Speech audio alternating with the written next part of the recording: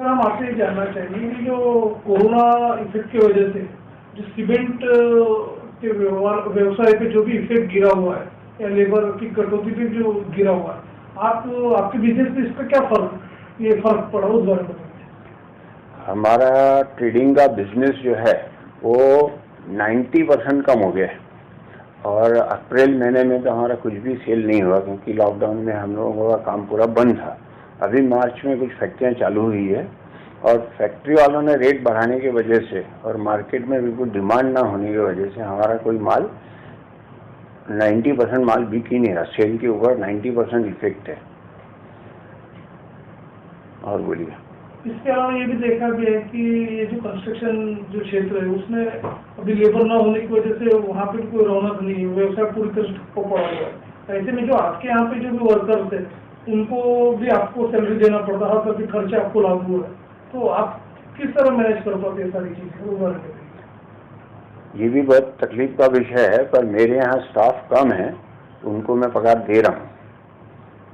अब तकलीफ तो है लेकिन वो गरीब भी कहाँ जाएंगे ना, जो मेरे भरोसे है उनको मैं पेमेंट दे रहा हूँ। देखा जाए तो ये व्यवसाय अभी सीमेंट का पूरी तरह से ठप है। ऐसे में एक मानवीय सेवा के नाते आप लोगों का जो कुछ भी राहत कार्य जो शुरू है, गरीब और जरूरतमंदों को आप जो कुछ फूड पैकेट देते हैं, जिस तरह का इसका सामाजिक उपक्रम में भी आपका कुछ शेयर है क्या? नहीं, मैं अभी इसी को सामाजिक समझ के चल रहा हूँ कि जो मेरे वर्कर है मैं उनको बढ़ा दे रहा हूँ। इससे ज्यादा और सामाजिक करने की मेरी हालत नहीं है।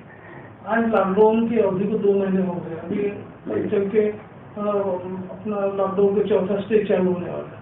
ये स्थिति ऐसी रहेंगी तो आगे चल के आपकी क्या है उस बारे में तैयारी? भाई हमारी कैपिटल संभल जाए, हमको यही बहुत मुश्किल काम है, नहीं तो जो है वो डूबेगा हमारा। सरकार से आपकी क्या मांग है, क्या चाहते हैं आप? सरकार को मैं कुछ सलाह दूं, इतना मतलब मेरी समझ के बाहर है, ये उनका ही सोचने का काम है जिनके हाथ में सत्ता है। आज विषम परिस्थिति का आप सामना कर रहे हैं, ट्रेड आगे बढ़ नहीं रहा, दूसरी बात खर्चे आपको लागू है, तो ऐसे में आगे चल के आप सरकार से एक ही निवेदन है कि 40 से 50% सीमेंट डीलर ये परिस्थिति में डूबने के कगार पे है। मतलब जैसा वो बोलते हैं ना, किसान आत्महत्या करते हैं, तो ये स्थिति भी आएंगी। तो आपके सरकार से ये मांग है कि आपको भी किस तरह का राहत पैकेज दिया जाए आप डीलर से? नेचुरली देना तो चाहिए और सोच समझ के देना चाहिए। खाली कोई निवेदन आपको जिलाधिकारी को दिया हुआ है? नहीं, मेरी किसी सीमेंट डीलर से कोई मुलाकात नहीं है क्योंकि मैं लॉकडाउन में घर में ही था, तो मेरी इस सब्जेक्ट पे किसी से बात नहीं हुई है। और सीमेंट डीलर एसोसिएशन ऐसा कुछ है नहीं हम लोगों का, जैसा क्रेडाई वालों का बिल्डर एसोसिएशन है, सीमेंट मैन्युफैक्चरिंग एसोसिएशन है, बट सीमेंट डीलर एसोसिएशन कुछ भी नहीं है। अच्छा, आपकी जो समस्या आए दिन आप फेस कर रहे हैं, तो आप सरकार से आपकी क्या मांग है, क्या आपकी मांग है, क्या आपके लिए करना चाहिए डीलर्स लोगों को, स्टॉकिस्ट लोगों को? स्टॉकिस्ट लोगों के लिए थोड़ा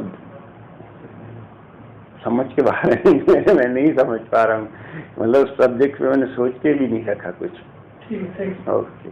मैं रमेश आसुदानी, हिंदुस्तान ट्रेडिंग कंपनी का प्रोप्राइटर, जनता से निवेदन करता हूँ कि सोशल डिस्टेंसिंग बनाए रखें और अपने कारोबार में लोगों से भी दूरी बनाएं और सैनिटाइजर का इस्तेमाल करें, हाथ धोएं और साफ सफाई रखें।